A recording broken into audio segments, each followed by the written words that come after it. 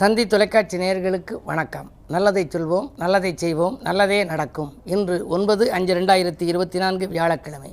கார்த்திகை நட்சத்திரம் மதியம் 1:30 வரை, பிறகு ரோகிணி நட்சத்திரம். இன்றைக்கு நான் உங்களுக்கு சொல்ல இருக்கிற நல்ல கருத்து, மாற்றப்பட்ட பழமொழிகள், திரிந்த பழமொழிகள் என்றெல்லாம் நல்ல பழமொழிகள் சில மாற்றப்பட்டிருக்கின்றன. சிலருக்கு பொருள் தெரியாமலும் இருக்குது. ஒரு பழமொழி, ஆனைக்கு ஒரு காலம் வந்தால் பூனைக்கு ஒரு காலம் வரும்னு ஒரு பழமொழி.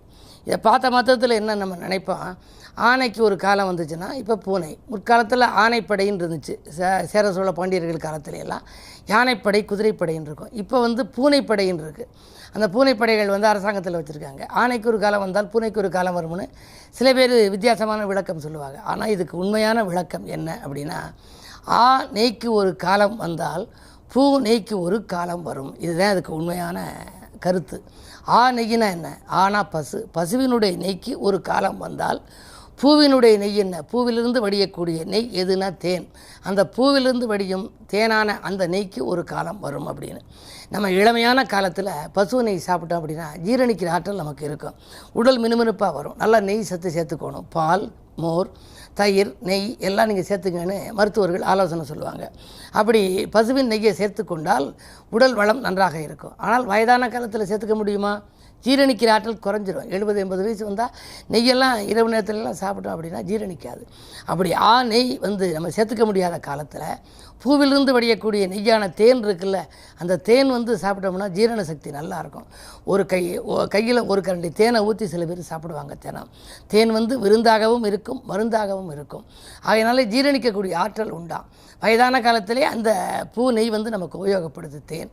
ஆகையினாலே தான் நெய்க்கு ஒரு காலம் வந்தால் பூ நெய்க்கு ஒரு காலம் வரும் அப்படின்னு முன்னோர்கள் சொல்லி இருக்கிறார்கள்.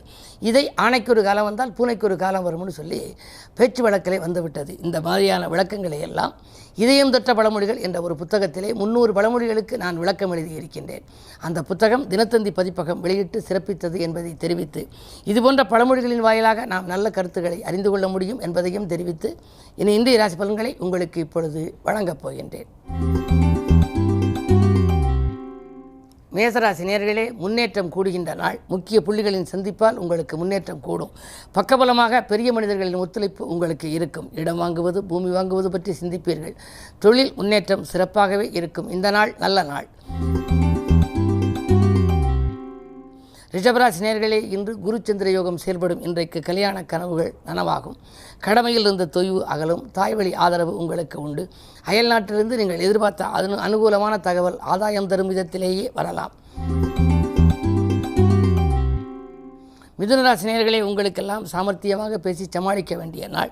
தடைகளெல்லாம் இன்று தவிடுபடியாகும். என்றாலும் 10லே ராகு இருப்பதால் புதிய தொழில் தொடங்குவதில் ஆர்வம் காட்டுவீர்கள். பழைய தொழிலை அப்படியே கொடுத்துவிட்டு புதிய தொழில் தொடங்கலாமா என்று சிந்திப்பீர்கள். உத்தியோகத்தில் உள்ளவர்கள் எவ்வளவு நாளைக்குத்தான் பணிபுரிவது, நமக்கு வேலை வேண்டாம், இனிமேல் சொந்தமாக தொழில் செய்யலாம் என்று நினைத்து விஆர்எஸ் பெற்றுக்கொள்ளும் முடிவு எடுப்பார்கள். பொது வாழ்வில் இருப்பவர்களுக்கு திடீரென பொறுப்புகள் மாற்றப்படலாம். ஆனால் விரும்பிய பொறுப்புகள் வருமா என்பது சந்தேகம்தான். விரயங்கள் கூடும்.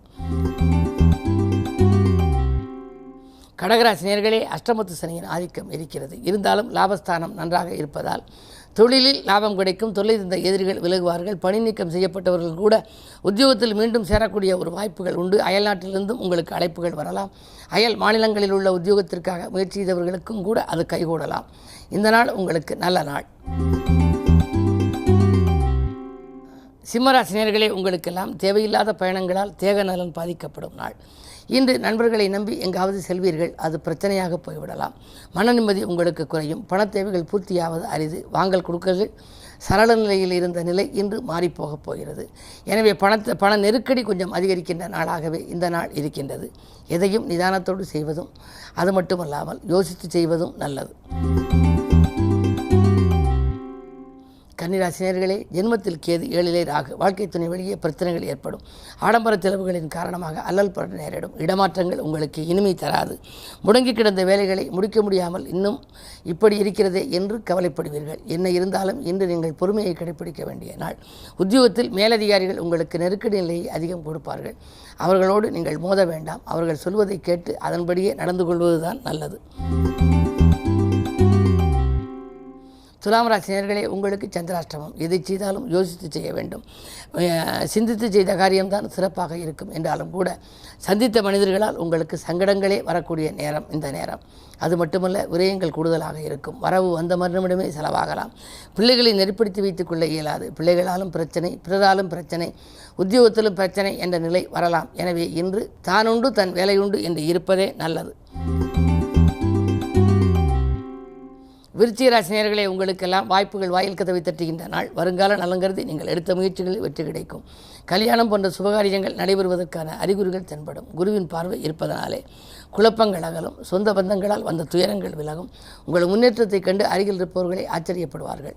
உங்கள் ராசிக்கு 5ஆம் இடத்திலே ராகு செவ்வாயோடு இருக்கின்றார். சர்ப்ப பிரீதிகளை செய்து கொள்வதன் மூலம் சந்தோஷத்தை தக்க வைத்துக் கொள்ள இயலும். தனுசு ராசி நேயர்களே, உங்களுக்கு பகைக்கு மத்தியில் வாழ்க்கை. பாராட்டும் புகழும் கூடும் என்றாலும் கூட காரியங்கள் கடைசி நேரத்தில் தான் கைகூடலாம். உங்கள் ராசியை இதுவரை பார்த்து வந்த குரு பகவான் இப்பொழுது 6ஆம் இடத்துக்கு சென்று விட்டார். 6இல் குரு வந்தால் ஊரில் பகை என்பார்கள். எனவே அருகில் உள்ளவர்களின் ஆதரவு குறையும். கூட இருப்பவர்களே உங்களுக்கு எதிரியாகலாம். உங்கள் முன்னேற்றத்தை அருகில் இருப்பவர்களிடம் நீங்கள் பகிர்ந்து கொள்ள வேண்டாம். இந்த நாளை இனிய நாளாக அமைத்துக்கொள்ள நீங்கள் நிதானத்தையும் பொறுமையையும் கடைபிடிக்க வேண்டும். மகர ராசி நேயர்களே, உங்களுக்கு ஒரு யோகமான நாள். தனவரவு தாராளமாக வரும். உடன்பிறப்புகள் உங்களுக்கு உதவிக்கரம் நீட்டுவார்கள். குழந்தைகளின் முன்னேற்றம் கருதியும் நீங்கள் எடுத்த முயற்சிகளில் வெற்றி கிடைக்கும். கல்யாண வயதடைந்த குழந்தைகளுக்கு இப்பொழுது திருமண பேச்சுகளை நீங்கள் தொடங்கலாம். அப்படி தொடங்குவதன் மூலமாக நன்மைகள் ஏற்படும். 2இல் சனி இருப்பதால் கொடுத்த வாக்கை காப்பாற்றுவீர்கள்.